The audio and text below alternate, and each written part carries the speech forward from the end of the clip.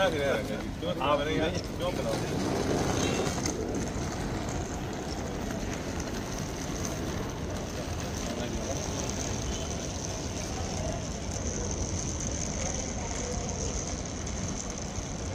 कैलाश जी।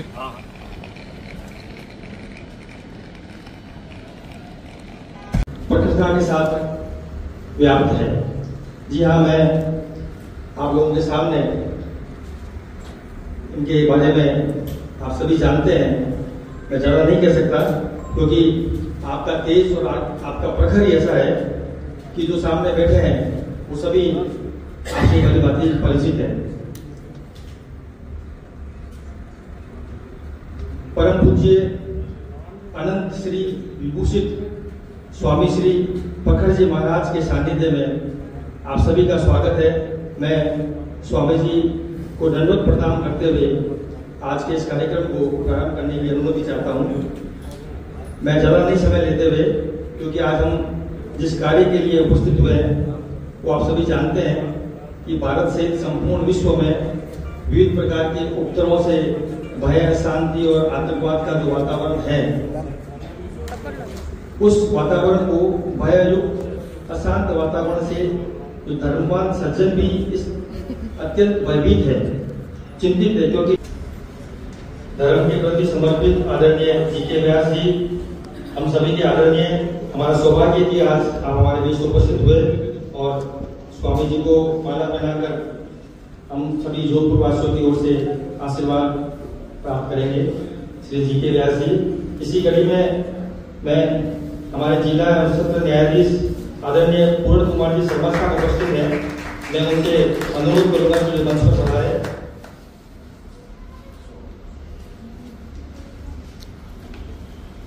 आदरणीय न्यायाधीश महोदय से निवेदन है कि गुरुदेव को शॉल पहनाकर उनका सम्मान करें। हमारे बीच में देश और दुनिया के विख्यात उद्योगपति और हम सभी के मार्गदर्शक आदरणीय राधेश्याम जी रंगा साहब उपस्थित हैं। मैं उनसे अनुरोध करूंगा कि वे मंच पर पधारे, श्रीफल देकर उनसे आशीर्वाद प्राप्त करें। हमारे बीच में ब्राह्मण समाज के विभिन्न वर्गों से प्रमुख लोग उपस्थित हुए हैं। आप सभी का स्वागत करते हुए मैं आपसे अनुरोध करूंगा कि आप मंच पर पधारें और स्वामी जी को माला पहनाकर उनसे आशीर्वाद प्राप्त करें। श्री माधव प्रकाश जी जायरा साहब उपस्थित है, उनसे निवेदन है कि मंच पर पधारें। श्री कन्हैयालाल जी पारिक साहब उपस्थित है, आप मंच पर पधारें, स्वामी जी को माला पहनाकर उनका सम्मान करें। श्री पवन कुमार जी,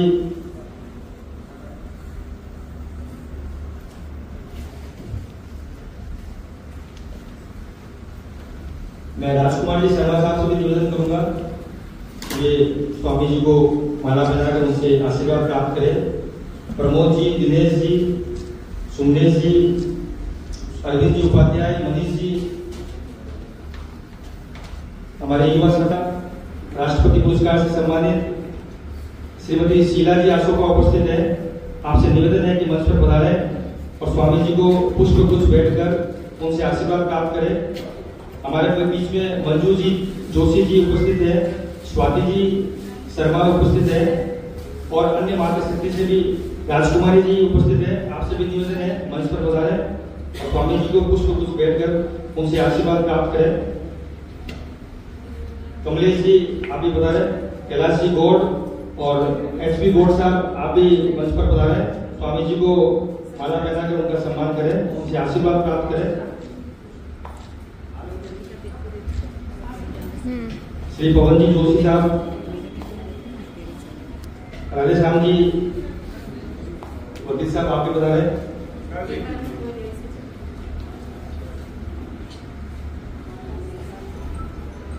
हमारे बीच में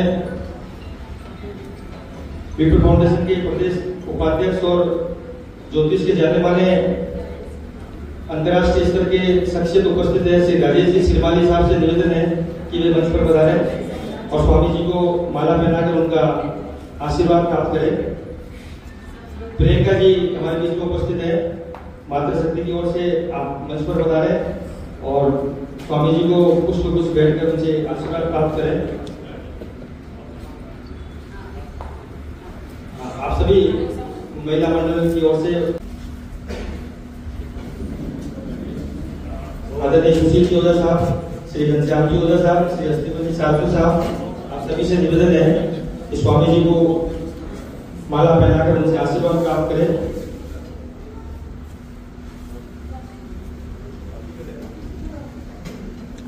कैलाश जी व्यास से भी निवेदन है कि आप मंच पर बताएं। आनंद जी शर्मा और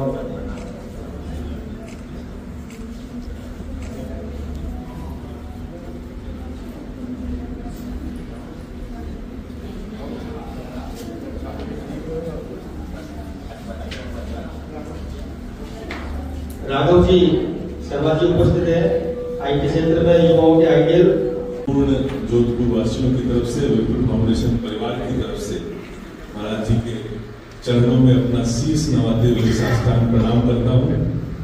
और ये एक सामान्य घटना नहीं है, एक बहुत बड़ी बात है कि ऐसे संत जिनके दर्शन दुर्लभ होते हैं। संतों के बारे में तो मेरा अपना निजी अनुभव ये है कि अगर संत आपको जी भर के एक बार देख लेना तो आप समझ लो कि आपके बारे में हो गए। अगर वो जी भर के आपको देख ले, संतों की प्रकृति आपने देखी होगी कि संतों को जब प्रणाम करते हैं तो वो वापस आना होता ही है।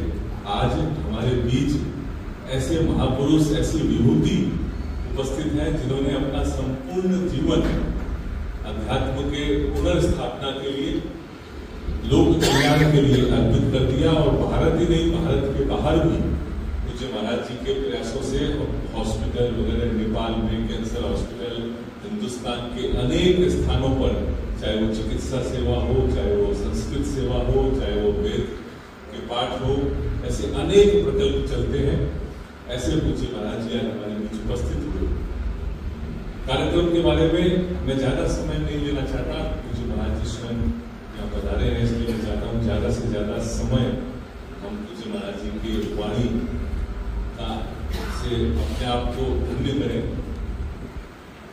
ये हम सब जानते हैं इस बात के लिए कि आगामी मार्च महीने में, आपने यहाँ स्क्रीन पर भी लगा हुआ है, 8 मार्च से 19 अप्रैल एक बहुत बड़ा आयोजन जो भारत के इतिहास में स्वर्ण अक्षरों में अंकित होगा। और उससे भी बड़ी बात यह है कि एक नई धारा वहां से शुरू होगी, ऐसा हमारा दृढ़ विश्वास है कि शब्द गायत्री पुरुषचरण, हम ब्राह्मण हैं और आज तो इस सभागार में शिखा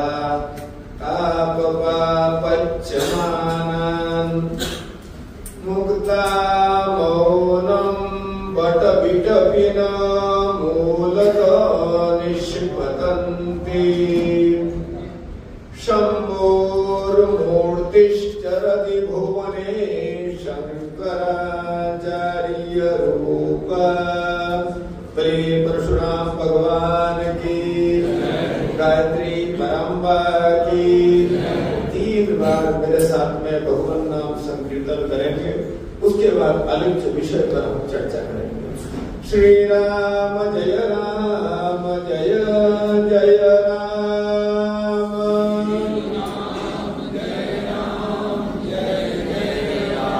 श्री राम जय राम, जय जय राम,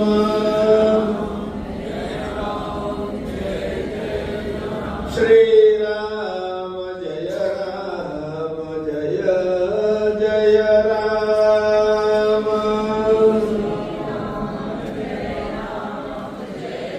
आज जोधपुर वासियों के लिए, विश्व ब्रह्मांड के लिए एक शुभ दिन है। यह ब्राह्मण समाज एकत्रित होकर के शरण स्पर्श गुरु जी, मन में एक संदेह था जब कल हम मीटिंग में बैठे थे, उससे लेकर अभी तक मैं पुष्कर ब्राह्मण हूँ और कमलेश पुरोहित नाम है मेरा। ये ब्राह्मण जन्म से होते हैं या कर्म से होते हैं? ब्राह्मण जन्म से ही होते हैं। कर्म से ब्राह्मण बनने के लिए विश्वामित्र जी के लिए, विश्वामित्र जी जैसे तप करना पड़ेगा। और इस महायज्ञ का जो वास्तव में उद्देश्य है कि इसका मूल क्या उद्देश्य रहा? देखिए, संपूर्ण विश्व इस समय आतंकवाद, अराजकता, भ्रष्टाचार, व्यभिचार मार काट, जिसके कारण हर व्यक्ति अशांति में है, हर व्यक्ति भयभीत है। विशेष करके हिंदू जाति, सनातनी जाति बहुत संकट में है। हर व्यक्ति सनातनी को खत्म करने के प्रयास में लगे हुए हैं। विश्व में एक ही आवाज, सनातन को खत्म किया जावे।